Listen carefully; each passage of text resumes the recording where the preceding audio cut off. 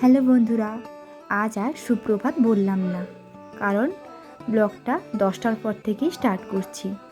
তার আগে সকালবেলা উঠে আমার সমস্ত বাসি কাজ কমপ্লিট হয়ে গেছিলো, শুধু ঘরটা মুছতেই বাকি ছিল।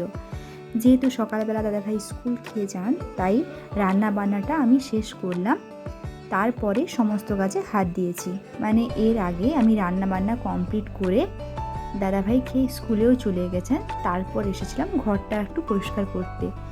আর জানো তো, 3 দিন পরে আজ এত বৃষ্টির মধ্যেও আমাকে ঘর পরিষ্কার করতে হলো, কেননা আমাদের ঘরে তো রোজ কাজ হচ্ছে, তাই প্রচুর ধুলো জমেছে।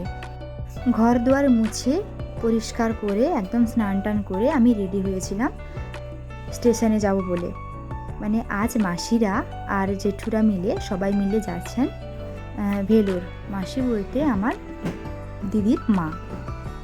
মাসিদেরকে ট্রেনে তুলতেই আমরা স্টেশন যাব।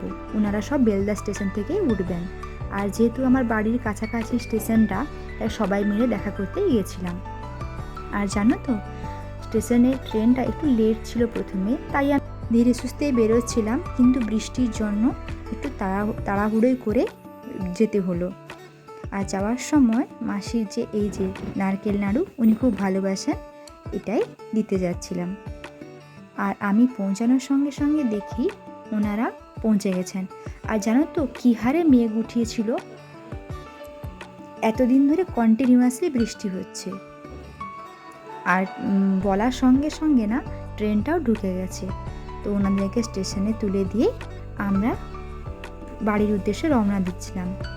এত জোরে বৃষ্টি আসলো, বাধ্য হয়ে আমরা স্টেশনেই ওয়েট করছিলাম।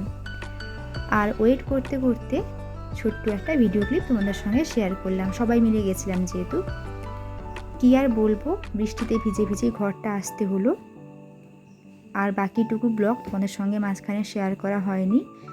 রাত্রে সবার জন্য বানিয়েছিলাম ডালিয়া, আর গোগলের জন্য বানিয়েছিলাম স্পেশালি এটা কি বলতো, রোল। আর ও কি আনন্দ করে খাচ্ছে দেখো। এতটুকুই, আবার পরবর্তী ভিডিও নিয়ে আসবো।